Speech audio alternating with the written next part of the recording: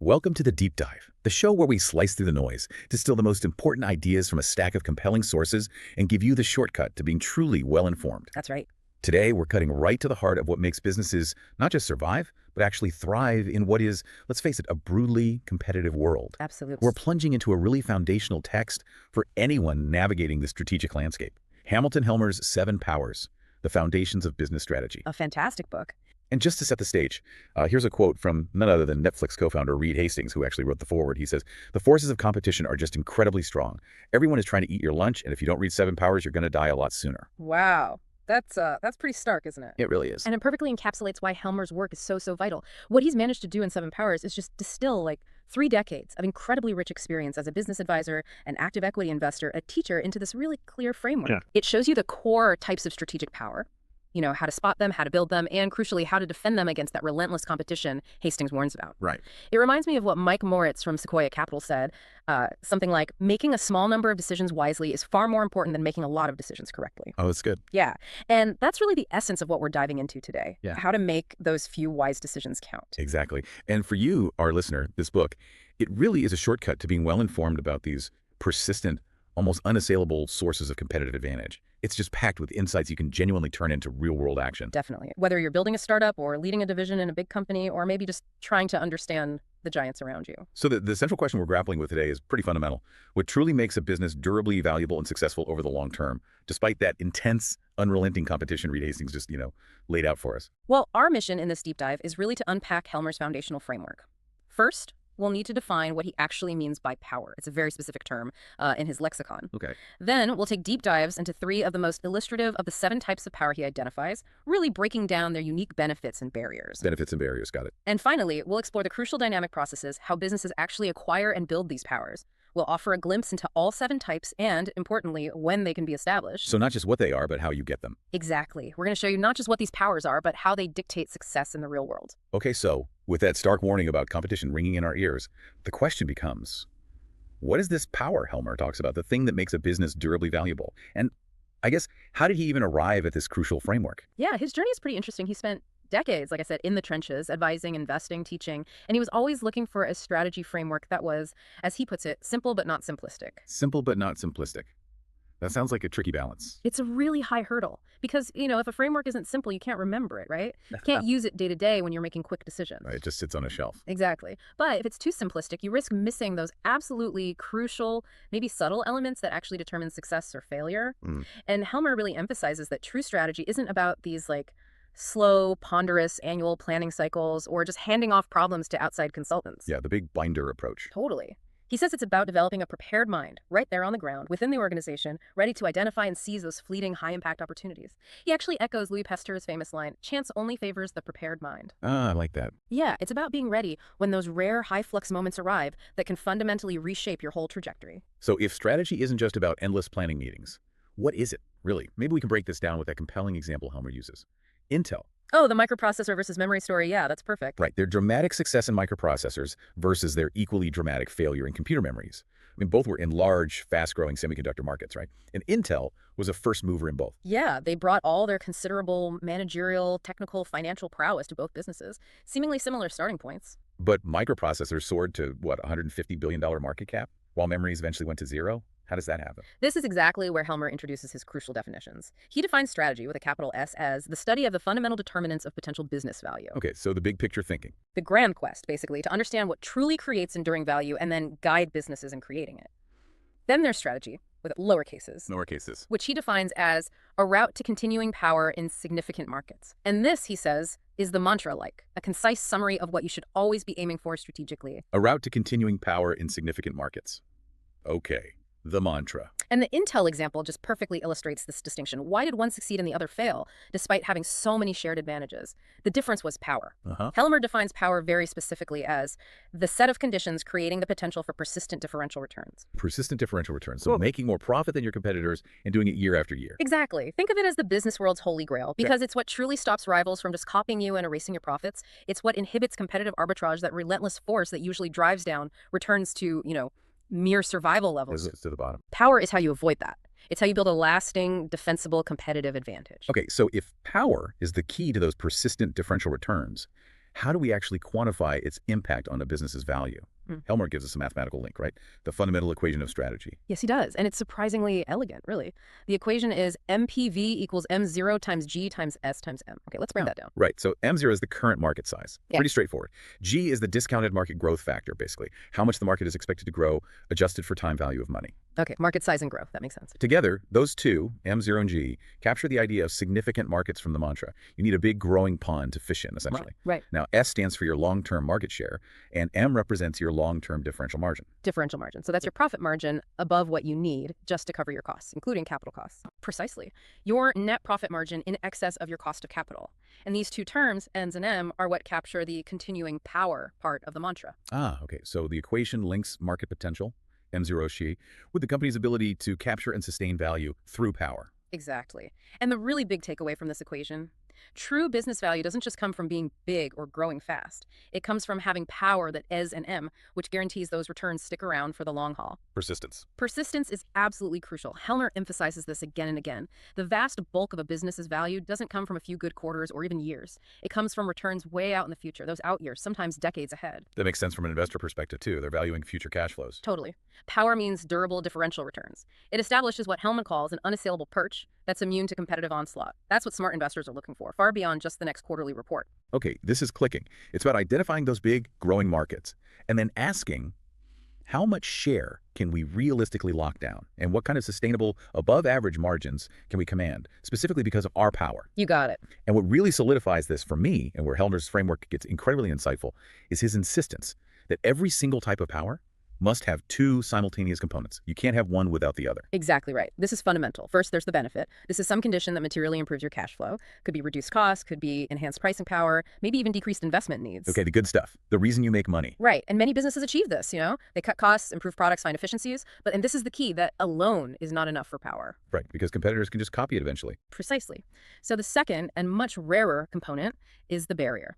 This is an obstacle that prevents competitors, whether they're existing rivals, potential new entrants, direct substitutes, functional alternatives, whatever, from arbitraging away that benefit. The moat, the thing that stops them. That's the moat. And this is the rarer, more critical piece. Helmer's key insight here is crystal clear. Always look to the barrier first. Look to the barrier first. Okay. When we think about Intel's microprocessor success again, the question isn't just how they improved value.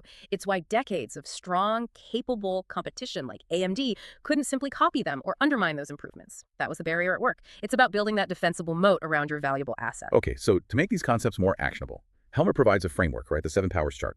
It helps visualize this benefit barrier idea. It does, yeah. It's a really useful chart, quite intuitive. The vertical axis shows how cash flow is improved, either through enhanced value, which lets you charge higher prices, or lowered costs. Okay, make more or spend less. Yeah, basically.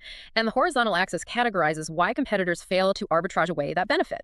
Either they are unable to replicate it for some structural reason. Like they physically can't? Or technologically can't, or legally can't, or they are unwilling to mimic it, often because doing so would hurt their existing business. Ah, the counterpositioning idea we'll get to. Exactly. And Helmer then goes a step further, explaining how power intensity, how strong the power actually is, can be analyzed through 2 dimensions. Okay. First, there's industry economics. These are the structural elements common to all firms in that industry. For example, how significant are fixed costs in this sector? That affects everyone. Right, the nature of the game itself. Okay.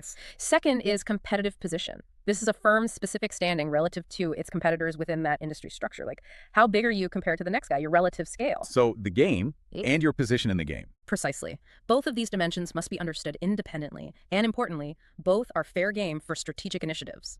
You need to consider both the inherent nature of the market and where your business stands within it to truly understand your power and how intense it might be. Okay, that foundation is solid. Benefit and barrier, industry economics, and competitive position.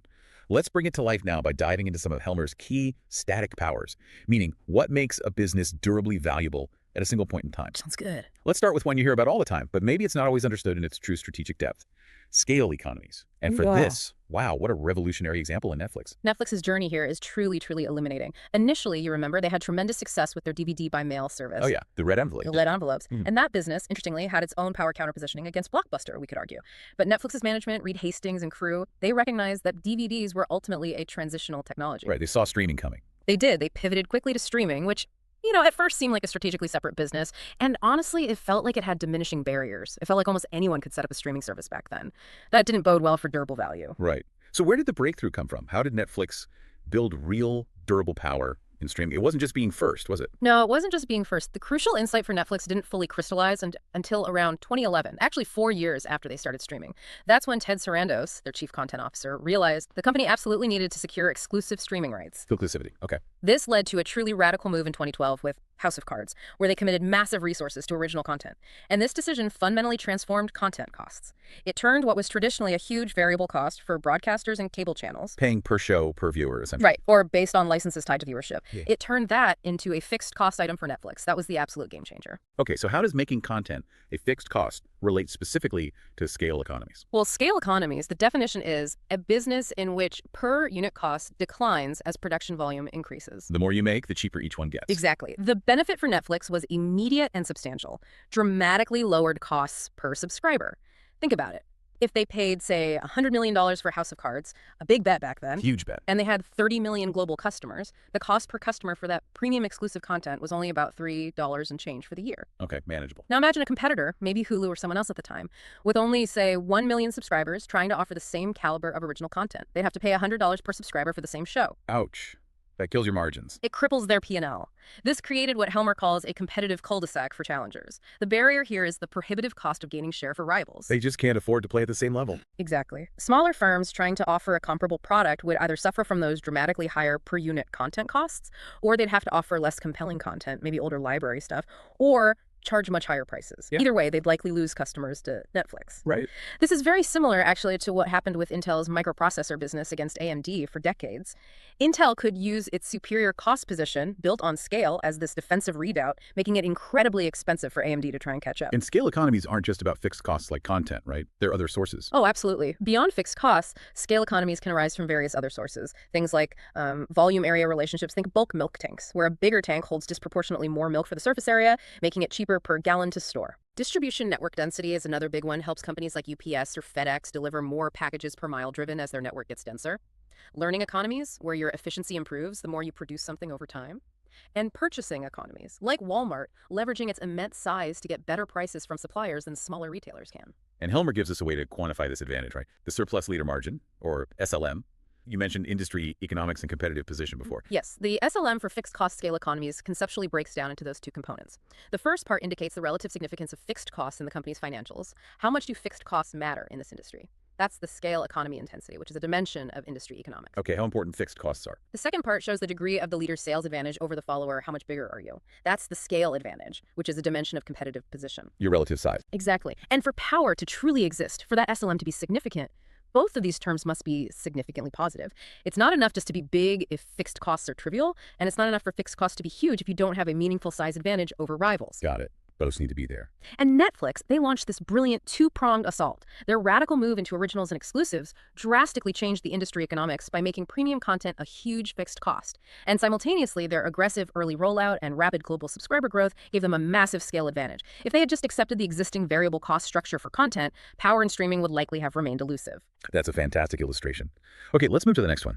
A power that, again, often seems intuitive but hides some really crucial nuances, network economies. And let's look at the failed attempt of branch out to unseat LinkedIn to understand this. Yes, branch out versus LinkedIn, a classic case study in network economies. So the definition: network economies occur in a business in which the value realized by a customer increases as the installed base increases. The more people use it, the better it is for everyone. Metcalfe's law, kind of? Sort of, yeah. Think of them as these one hand shakes the other self-reinforcing upward spirals. In the professional networking space, it's incredibly clear. Recruiters go where the most professionals have listed their profiles. And professionals list where the most recruiters are looking. Exactly. The more users on either side, the more valuable the platform becomes for everyone involved. It feeds on itself. So Branch Out saw this, and they tried to leverage Facebook's absolutely massive user base to challenge LinkedIn, didn't they? That must have seemed like a killer strategy on paper. It really did. Rick Marini, Branch Out's founder, he understood that having the most customers was everything in this game. LinkedIn had maybe 70 million members at the time, which sounds like a lot. Yeah. But Facebook had nearly 10 times that many users globally. Marini's idea was pretty clever. Build a professional network on top of Facebook's existing social graph. They even offered tools for seamless information download from LinkedIn to make switching easy. And they had some early traction, right? Oh yeah, rapid early growth. They attracted millions of users, raised significant venture capital. It looked like a real threat for a moment. However, that hyperscaling just completely fell off a cliff. Why went wrong? It seemed like such a good idea. The critical reason for BranchOut's collapse, beyond some issues with spammy posts that Facebook cracked down on, was a fundamental lack of engagement. And crucially, users really wanted to keep their personal lives, which they managed on Facebook, separate from their professional lives, which they managed on LinkedIn. Ah, the context collapse problem. Exactly. BranchOut's attempt to bridge that divide just didn't fly because the kind of connection, the purpose of the network was fundamentally different. The value proposition wasn't aligned with user intent on Facebook. So what's the power dynamic here for network economies? How does LinkedIn maintain its dominance? Okay, so the benefit for the leader, like LinkedIn, is that they can often charge higher prices because of the higher value derived from having more users. LinkedIn, for instance, can charge significant fees for its 8R solution suite and its premium subscriptions precisely because it has that vast, relevant user base for professional purposes. Recruiters will pay because that's where the candidates are. Makes sense. And the barrier. The barrier is the unattractive cost benefit of gaining share for a rival. The value deficit for a follower, someone trying to build a competing professional network, is just so large that the price discount they need to offer to offset that lack of network value is often unthinkable, as Helmer puts it. Like they'd have to pay people to switch. Essentially, yes. Imagine BranchOut having to literally pay users substantial amounts to ditch LinkedIn and use their less valuable network instead. The cost would be absolutely colossal, making it economically infeasible to catch up once a leader is established. So these markets tend to tip towards one dominant player. Often, yes. Industries with strong network economies are frequently winner-take-all, or winner-take-most. Think Google search or Facebook. In social networking, Google Plus tried desperately and failed to make a dent. Right. However, there's also this concept of boundedness. Networks can coexist if their boundaries, their core purpose, or user group differ significantly. That's why Facebook for social life and LinkedIn for professional life continue to thrive separately. Their networks weren't directly competing for the same type of value. Okay, so boundaries matter. Boundaries matter, and a decisive early product is often key. Who scales the fastest in the beginning frequently wins because the network effects start kicking in and become self-reinforcing. Think Facebook versus MySpace. Got it. Are there other types, like indirect effects? Yes, absolutely. Indirect network effects are also really important. Think about smartphone operating systems like iOS or Android. More apps attract more users. And more users attract more developers to build apps. Exactly. It's a powerful, reinforcing, two-sided market cycle. Same with video game consoles or marketplaces like eBay or Airbnb. And how do you parse the intensity of network economies? Is there an SLM for this too? There is. Conceptually, Helmer's surplus leader margin for network economies explains that this power's intensity depends on two main factors. First, how much value does each new member truly add to the network for existing members? That's the delta, or the intensity of the network economy itself. How strong is the network effect per person? Right. And second, what is the leader's absolute advantage in the installed base? How many more users do they actually have? So value per user and size advantage. Exactly. And going back to BranchOut, their problem with that delta was crucial. While Facebook had a massive number of users, the delta, the value added per Facebook user for professional networking purposes, just wasn't there. It wasn't the right kind of network. Hence, LinkedIn's seemingly smaller but highly focused professional network had an insurmountable advantage in that specific bounded space. That clarifies it beautifully. Okay. This next one. This one is just fascinating because it's about turning an incumbent's strength, their existing success, into their greatest weakness. Helmer himself apparently calls it his favorite form of power. Oh, yeah. Let's dive into counterpositioning, using Vanguard's revolutionary impact on the world of active asset management. Yes, counterpositioning. It's defined as a newcomer adopts a new, superior business model which the incumbent does not mimic due to anticipated damage to their existing business. Doesn't mimic because it would hurt them too much. Precisely. And Vanguard is the absolute archetype. Their radical charter back in 1975 to offer index funds that simply track the market, operating at cost, offering no-load funds, no sales commissions. This was a direct, fundamental assault on a world completely dominated by active equity management. Where managers pick stocks and charge hefty fees for trying to beat the market. Exactly. And Vanguard's fundamental advantage was built squarely on what Helmer calls the iron law of active management. The iron law, what's that? The iron law basically states that, in aggregate, the average gross returns of all active funds must equal the market return before costs. But because active funds have substantially higher expenses, manager salaries, research, trading costs... Right, all that activity costs money. Their average net returns after fees are almost always lower than simple, low-cost passive index funds. This formed Vanguard's core benefit. Substantially lower costs passed directly to investors, which resulted in superior product deliverables, namely higher average net returns for the end investor over time. Vanguard realized value not by charging high margins themselves, but through massive market share gains driven by the superior value proposition. Okay, so the benefit was clear. Better average returns for customers due to lower costs. What was the barrier? Why didn't the big incumbents like Fidelity just copy them immediately? They certainly had the resources. That's the multi-billion-dollar question, and the answer is the barrier of collateral damage.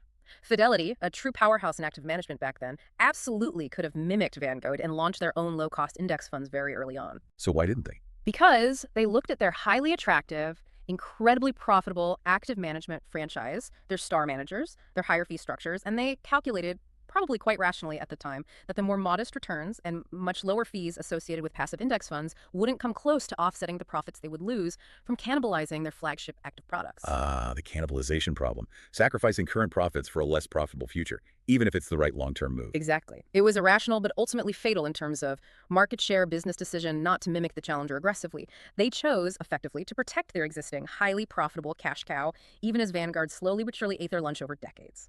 So it's not always about incumbents being dumb or slow. It can be a calculated, rational decision based on protecting existing profits. Helmer breaks down different reasons why incumbents don't mimic, right? It's not always counterpositioning. That's a really important distinction Helmer makes. Not every failure to respond to a new model is true counterpositioning. First, there are situations that are just standalone unattractive.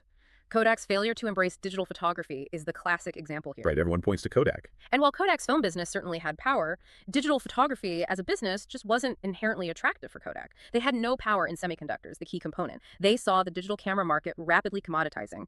So their failure to go all in wasn't primarily due to fear of cannibalizing film sales. It was a more rational assessment, perhaps, that the new opportunity itself offered no durable power for them. So that's more like Schumpeter's gales of creative destruction, a truly disruptive new tech where the incumbent just doesn't have the right assets to win. Exactly. That's different from true counterpositioning. Then you have milking.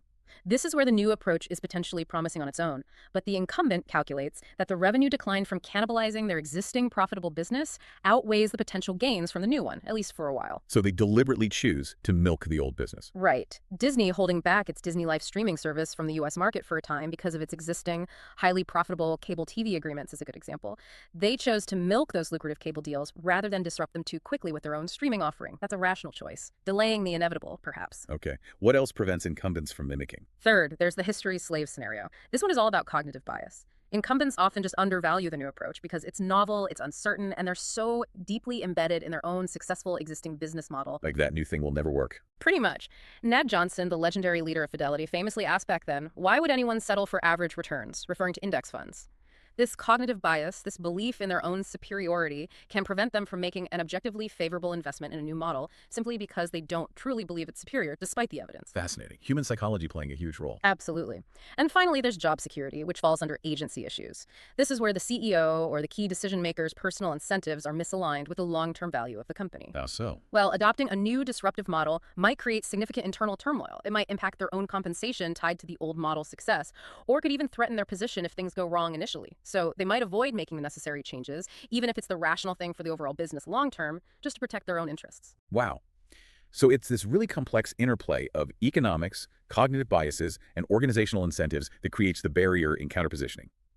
What are some broader observations Helmer makes about this type of power? Yeah, he makes some interesting points. First, it's a relative power. It only applies against the specific incumbent whose business model is being undermined. So Vanguard was counterpositioned against Fidelity, but not necessarily against Schwab when Schwab launched index funds. Exactly. Schwab was another challenger adopting a similar model. Vanguard's power was relative to the established active managers. He also notes that challengers can sometimes subtly influence incumbents by avoiding trumpeting their superiority too loudly early on. Like fly under the radar. Yeah, maybe adopt a more respectful tone. This might delay the incumbent's objective recognition of the threat, buying the challenger more time. Also, unlike scale or network economies, counterpositioning is often non-exclusive. You can have multiple challengers simultaneously counterpositioned against one large incumbent, all using similar disruptive models. Right. And it must be incredibly difficult for the incumbent's leadership to deal with this. Oh, it's arguably one of the toughest management challenges there is. Stephen Elop's famous burning platform memo at Nokia back in 2011. I remember that. Where he bluntly acknowledged how far behind they'd fallen with the rise of iPhone and Android.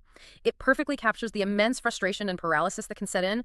Helmer even outlines what he calls the 5 stages of counterpositioning for the incumbent: denial, ridicule, fear, anger, and finally, capitulation. By which point it's often too late. Often far too late. Right. A common and usually ineffective incumbent response is just dabbling, launching a small, under-resourced pilot project in the new space without really committing. That almost always fails. Right. Ultimately, counterpositioning is this unique fighting style, as Helmer puts it, that converts an incumbent's established strength into its greatest weakness. It's like Muhammad Ali's rope-a-dope strategy in boxing, letting the opponent punch themselves out against your new approach. Okay, we've laid a really solid groundwork, underestimating what these powers are. Scale economies, network economies, counter-positioning at a given moment in time, the statics. But the real magic, maybe the how-to of building durable value, lies in understanding the dynamics of power acquisition. How does a business actually get there in the first place? This is such a crucial pivot in Helmer's thinking because it addresses that chicken or the egg question, right? How does power originate? And the core insight here is incredibly important. all power starts with invention. Invention, not just planning. Not just planning, whether it's the invention of a genuinely new product, a revolutionary process, a disruptive business model like Vanguard's, or a compelling brand built over time, it starts with something new. The adage, as Helmer puts it quite simply, is me too won't do. That really guides the creation of power. Me too won't do. I like that. Yeah. Planning alone, the strategic planning exercises, they rarely create power from scratch. Planning might help boost power once it's established or manage it better, but the initial spark, the genesis, comes from invention, from bold action, often from embracing significant risk. So what fuels that invention? Often, it's fueled by passion, by a singular focus, what some might call monomania, and by deep domain mastery, typically coming from the founders or a core early team. It's not usually born in a committee meeting. Let's revisit Netflix's streaming journey then, but this time let's look at it through this lens of dynamics. They started with DVDs, had that counter positioning, then made the massive pivot into streaming. How does their story illustrate this dynamic process of acquiring power?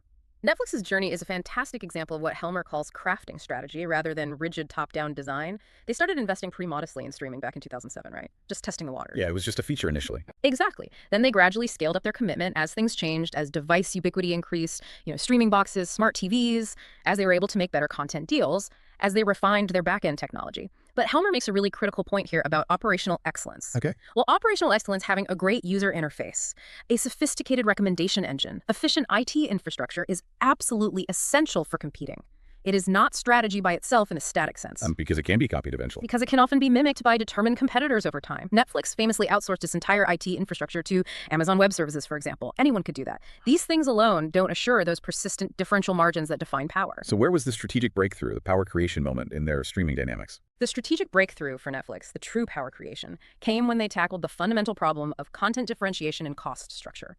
Their exclusive Epix deal in 2010 was a key step, as we discussed. It started turning variable content costs into fixed costs, allowing them to leverage their growing scale. Right. But the true cementing of power, the move that permanently altered their bargaining position with traditional content owners and created massive scale economies, came with that radical leap into originals in 2011, kicking off with House of Cards. That $100 million bet. That huge bet unequivocally made premium, desirable content a fixed cost for them. It generated incredibly powerful scale economies. As Reed Hastings famously put it later, if the networks decided to stop selling their shows to Netflix, Netflix could just do more originals. They had created their own destiny. And this wasn't some grand design laid out years in advance. No, it was crafting. It was intelligent adaptation, responding to predicaments, learning through successive, thoughtful experimentation, and then making bold bets when the opportunity crystallized. Okay, so invention drives power. But you mentioned earlier that invention have this kind of 1-2 value punch. It's not just about enabling power, it also fuels the other half of that fundamental equation strategy we talked about. It does, exactly. Invention doesn't just open the door to potential power S and M in the equation. It also is what propels market size and growth, M, 0, and G. It does this by creating what Helmer calls compelling value. Compelling value, what does he mean by that? Compelling value is product differentiation that is so superior, so desirable, that it drives rapid adoption and creates that visceral, gotta-have response from customers. It's about mobilizing your unique capabilities to fulfill a significant, currently unmet customer need in a way that blows away existing alternatives. Like a real step change improvement. Yeah. Andy Grove of Intel, he famously suggested that something like a 10x improvement was needed for new semiconductor products to achieve this gotta-have response and cross the chasm. It needs to be a fundamental leap, not just incremental. So how do companies actually achieve this compelling value? Helmer identifies different paths, right? Yes, he outlines 3 distinct paths to achieving compelling value through invention. And each path has different tactical needs and different types of uncertainty you have to overcome. The first is capabilities-led compelling value. Capabilities-led, so starting with what you're good at. Exactly. A company translates an existing, strong internal capability, something they're uniquely good at, into a novel product. Adobe's creation of Acrobat in the PDF format is a great example Helmer uses. How so? Adobe was deeply fluent in graphic software, PostScript language, font technology. Co-founder John Warnock had this vision of sharing documents across different computer platforms while maintaining perfect visual integrity. What you see is what you get everywhere. Which was a huge problem back then. Huge problem. But initially, the customer need for this specific solution wasn't really clear or well-defined. Sales for Acrobat were actually dismal at first. It was the explosive rise of the internet, and specifically the World Wide Web with its clunky HTML that caused documents to reflow chaotically on different browsers, that created the unexpected killer application for Acrobat's ability to preserve exact visual integrity online. So the market found the invention almost. In a way, yes. This is where Steve Jobs' famous quote, "A lot of times people don't know what they want until you show it to them," really applies. Success here often requires incredible persistence, adapting through false starts until maybe an unexpected market opportunity arises that perfectly fits your unique capability. The uncertainty is largely market uncertainty. Okay, that's capabilities-led. What's the second path? The second path is customer-led compelling value. In this scenario, pretty much everyone, customers, competitors, sees an obvious, significant unmet need. The holy grail is clear, but nobody knows how to actually satisfy it technologically. So the uncertainty is technical. Can we even invent this thing? Precisely. Corning's invention of practical low-loss optical fiber is a fantastic illustration. By the early 1970s, everyone knew that transparent optical fibers could theoretically revolutionize communications, offering vastly increased traffic density compared to copper wires. The need was obvious. The need was obvious and immense. The immense challenge, though, was achieving unprecedented clarity in glass, making it so pure, so transparent, that you could theoretically see clearly to the bottom of the Marianas Trench if you had a fiber a mile thick. A staggering technical hurdle. Wow. While other competitors were taking safer, more incremental approaches, Corning's research team, led by Frank Marr, took this incredibly audacious, almost from-scratch approach using pure silica, a material they knew well from other work. Yeah. Their breakthrough, using vapor deposition techniques, led to creating a kilometer of fiber so clear it profoundly changed society by enabling the high-speed internet we rely on today. Here, the market need is crystal clear. The invention challenge is deeply technical. Amazing story. Okay, and the third path to compelling value. That's competitor-led compelling value. Here, a competitor already has a successful, established product in the market. The inventor's challenge is to create something so much better. That true 10x leap, that it elicits that gotta-have response and pulls customers away from the incumbent. Like out-innovating the competition directly. Exactly. Sony's development of the original PlayStation is a prime example Helmer uses. In the early 90s, Sony was a newcomer to the video game console market, facing entrenched, dominant rivals like Nintendo and Sega. Yeah, Nintendo and Sega ruled back then. They did. But Ken Kutaragi, Sony's visionary engineer behind the PlayStation, was absolutely convinced that real-time 3D graphics would be the breakthrough capability, a massive step change in realism and immersion that would drive this gotta-have reaction from gamers. A big technological bet. A huge bet. It required what Helmer calls gut-wrenching big bang commitments, like the reported $50 million investment just for the custom chip at the heart of the machine, a massive sum back then. The uncertainty here is really twofold. First, will these expensive new features actually drive significant market share gains? And second, will your competitors be delayed long enough in their response for you to build momentum? High stakes. Very high stakes. But Sony's aggressive commitment, including securing crucial support from independent game developers who were maybe frustrated with Nintendo's policies, led to the PlayStation's explosive success. It quickly eclipsed Nintendo 64 in many respects and effectively buried Sega's Saturn console. It's about seeing what's good out there and making something dramatically, compellingly superior. Okay, so we have these paths to invention and compelling value. You know what to invent, you know how to create that gotta-have feeling. But the next critical question is when? When is the optimal time to actually establish a power? This seems like a piece most business leaders probably miss. Oh, absolutely. This when question is fundamental to Helmer's dynamics framework, and it's often overlooked. Let's go back to Intel's microprocessor journey one last time, but really focus on the timing from this dynamic perspective. As we said, it was a slow, often torturous path from the first 4004 chip in 1971 up to the more capable 8086 in 1978. Years of effort, internal debates. Right. There was internal dissent about even focusing on microprocessors versus memories, and there was fierce external competition, especially from Motorola's technically superior 68000 chip. The crucial moment, the absolute inflection point, came with what Intel internally called Operation Crush. Operation Crush. Sounds intense. It was. It was their all-out effort to win the design contract for the upcoming IBM PC. Yeah. And winning that contract in 1981, that was the motherload application. It provided the absolutely explosive market growth needed for Intel to establish not just one, but three key powers almost simultaneously. 3 powers from that one IBM PC win. Which ones were they, and why was that moment so critical for establishing them? Okay, first, scale economies.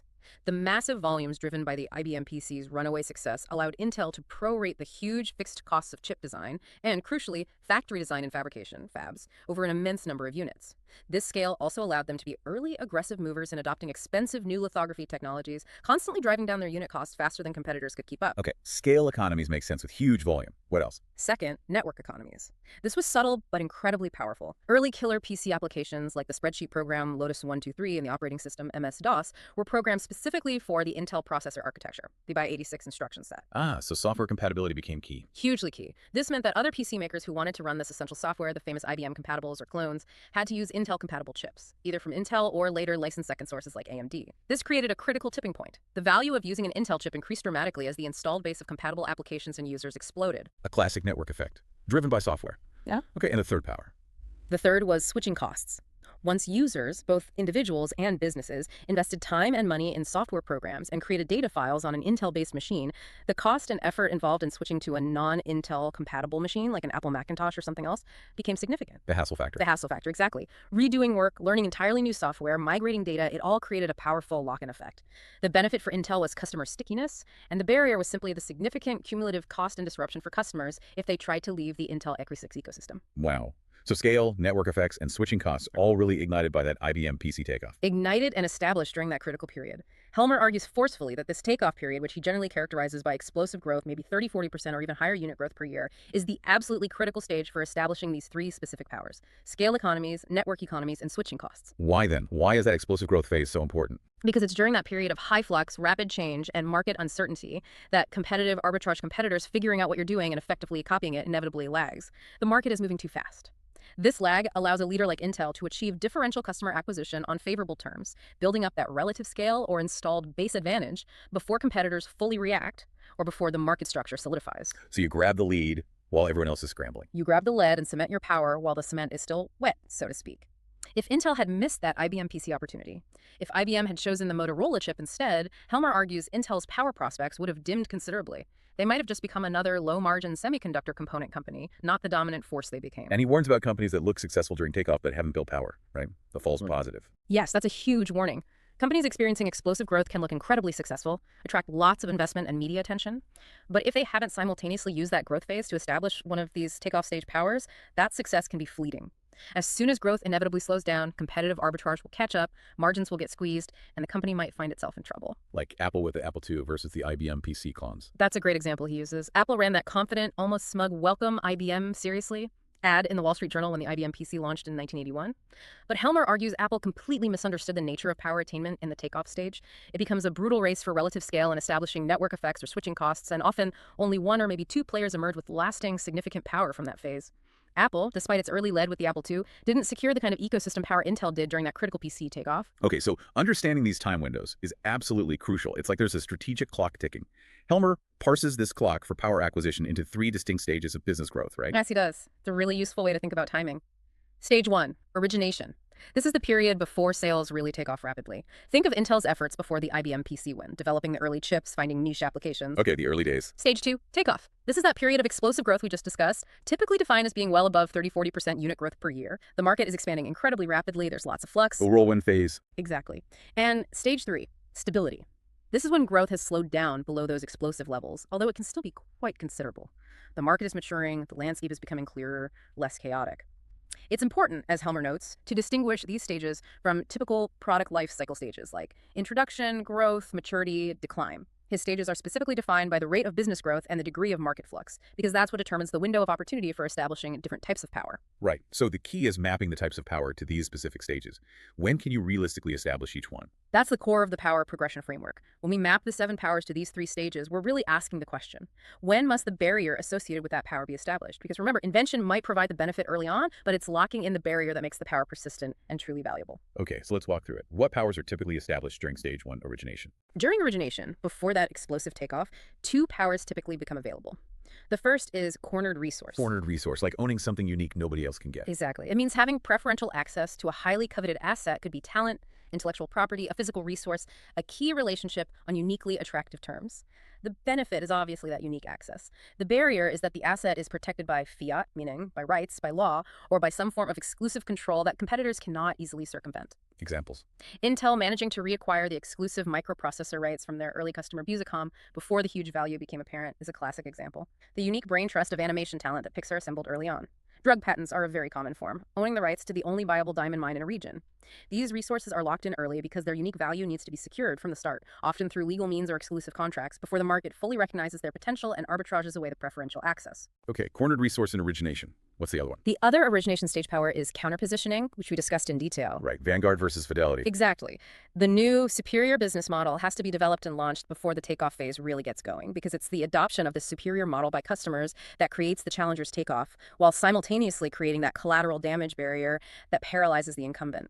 The timing is inherent to the definition. Makes sense. Okay, so cornered resource and counterpositioning are origination place. What about stage 2? Takeoff. During the explosive takeoff stage, as Intel's story perfectly illustrated, the 3 powers that become available are scale economies, network economies, switching costs. The ones driven by rapid customer acquisition and market share gains. Precisely. These powers must be established, or at least have their foundations firmly laid, during that period of rapid growth and market flux.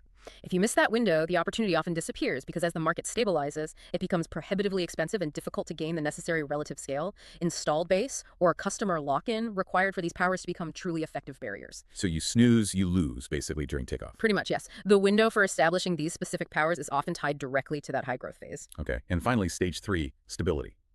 What powers can emerge once the initial growth frenzy has subsided? In the stability stage, once the market is more mature and growth rates have moderated, two other powers are most likely to be established. The first is process power. Process power, what does that entail? This involves having deeply embedded, often complex organizational processes and routines that consistently yield lower costs or superior products compared to rivals, and which can only be matched by competitors through a similarly extended period of commitment, learning, and adaptation. So it's about how you do things internally. Exactly. The benefit is superior operational efficiency, or maybe higher product quality, stemming from these unique processes. The barrier is the sheer time, effort, and often tacit knowledge required for competitors to truly replicate your complex, interconnected organizational systems. The absolute classic example is the Toyota production system, TPS. Oh yeah, lean manufacturing. Right. TPS took Toyota decades to evolve and perfect. It's incredibly hard for other automakers to fully replicate because it involves not just specific tools, but a whole philosophy, culture, and deeply ingrained routines across the entire organization. Process power requires sustained operation, often at scale, to develop and refine these complex, hard-to-imitate capabilities. It emerges from doing something well over a long period. Okay, process power and stability. And the last one. The final power, also typically established in the stability stage, is branding. Branding is a power. How does that work in Helmer's framework? He defines branding power as the durable attribution of higher value by customers, stemming purely from historical information and reputation associated with the seller. The benefit is clear. Customers are willing to pay a premium or choose your product more readily over alternatives simply because of the trust, perceived quality, or emotional connection built up over time with your brand name. And the barrier. Why can't competitors just build a brand quickly? The barrier is the long time and uncertainty required for challengers to emulate that kind of deep, durable reputation. Think of brands like Tiffany & Co. Their reputation for quality, exclusivity, and that little blue box was cultivated over generations. Or Coca-Cola. Or Coca-Cola, exactly. You don't build that kind of ingrained trust and preference overnight through an ad campaign. It's a slow, reinforcing process that requires consistent delivery on the brand promise over many, many years, often decades. That long time horizon creates a significant barrier for newcomers trying to achieve the same level of perceived value based purely on reputation. It requires stability and persistence. This is incredibly clear. So just to recap the timing. Origination gets cornered resource and counterpositioning. Takeoff gets scale economies, network economies, and switching costs. Stability gets process power and branding. That's the power progression framework in a nutshell. And it's even more powerful because you mentioned that each of the 4 generic barriers Helmer identifies also aligns specifically with these stages. Precisely. This really reinforces the logic. Let's quickly link the barriers to the timing. Hysteresis, which basically means a system having a long memory or a structural time constant, underpins both process power and branding. Because they take a long time to build. Exactly. These powers can really only become fully established in the stability stage because the takeoff stage is simply too short, too chaotic to build those deep ingrained processes or that long cultivated durable reputation. Time is the essence of their barrier. Okay. Collateral damage, as we saw, defines the barrier for counterpositioning, which must be initiated back in origination to get the challenger off the ground by exploiting the incumbent's unwillingness to mimic. Fiat protection through rights or unique control is the barrier for cornered resource, also established in origination. You have to secure those exclusive rights early by fiat before the resource's true value is widely recognized and arbitraged away. Got it. And finally, the cost of gaining share is the critical barrier mechanism for scale economies, network economies, and switching costs. This barrier is most effectively built during the dynamic, high-flux takeoff period when differential customer acquisition is still possible on relatively favorable terms before market share becomes fiercely contested and incredibly expensive to gain once the market enters stability. It all fits together so logically. Helmer actually tested this empirically. Yes, he mentions that his student research, where they analyzed over 200 business cases, broadly validates this power progression timing. They found that these different types of power indeed tend to be established predominantly during their predicted growth stages. That's fascinating. It really brings the statics, what power is, and the dynamics, how and when you get it together into one cohesive framework. Now, one last point that felt a bit like a contradiction earlier. You mentioned that operational excellence, which Helmer says is not strategic in statics because it can be copied, can actually be highly strategic in dynamics, especially during takeoff. How does that work? It's a really crucial distinction and not a contradiction when you consider the time element. In statics, looking at a stable market over the long run, operational excellence alone doesn't usually guarantee those persistent differential margins because, given enough time and resources, best practices tend to diffuse and competitors can often imitate them. Okay, that's the standard view. Right. But in the high-flux, incredibly compressed time frame of the takeoff stage, sufficiently timely imitation by competitors becomes much less likely or even impossible. The market is just moving too fast. Therefore, excellent execution, the ability to scale rapidly and flawlessly during that critical window can become highly strategic. So being able to operate well when it matters most during takeoff can actually help lock in power. Absolutely.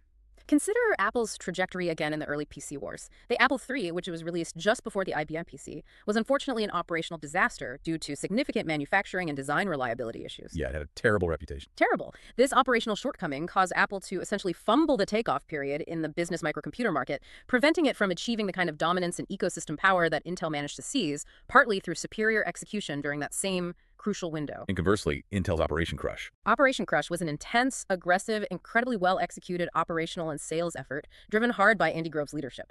It was absolutely crucial for seizing that IBM PC opportunity and establishing the scale economies and ecosystem effects we talked about. It shows that, well, as Warren Buffett famously observes, a bad business can't usually be saved by a good manager. Strong leadership and outstanding operational excellence are absolutely fundamental in establishing power in the first place, especially during those critical, fast-moving value moments of high flux, like the takeoff stage. So execution isn't power itself, but it's critical to seizing the opportunity to build power when the window is open. That's a perfect way to put it. It's about being able to execute flawlessly and rapidly when that rare window of opportunity to establish a durable barrier presents itself. Hashtag outro. Wow, what an absolutely illuminating journey we've had today, diving deep into Hamilton Helmer's 7 Powers framework. We've gone from the very essence of competitive advantage and what power truly means. Right, the benefit and the barrier. Through deep dives into specific types like scale economies, network economies, and counter-positioning, all the way to the critical dynamics of how, and crucially, when these powers are actually created and established in a business's lifecycle. It's such a powerful lens. Helmer's 7 Powers framework really does act like a real-time strategy compass, as he suggests. It helps guide you through those critical value moments of your business. And it's incredibly practical because, as we saw with the power progression, it allows you to quickly narrow your search for potential power. Right, focusing only on those types that realistically map to your current growth stage. Exactly. It saves you from chasing irrelevant or simply impossible advantages for your current situation. This isn't just, theory for academics sitting in an ivory tower. It's a truly practical toolkit to help you identify, create, and seize real opportunities for enduring power. And I think the ultimate takeaway from all this, the phrase that should really stick with you, our listener, is that simple but profound mantra that governs all strategic success, a route to continuing power in significant markets. That's the goal. It just reinforces that profound truth that invention is the mother of power, and that, as Helmer puts it so bluntly, me too won't do. You have to create something genuinely different and defensible. So as you reflect on your own endeavors, maybe it's a new product idea you have, a startup you're building, or even just thinking strategically about your own career path, we invite you to consider this. What is the current growth stage of your business or your idea? Origination, takeoff, or stability?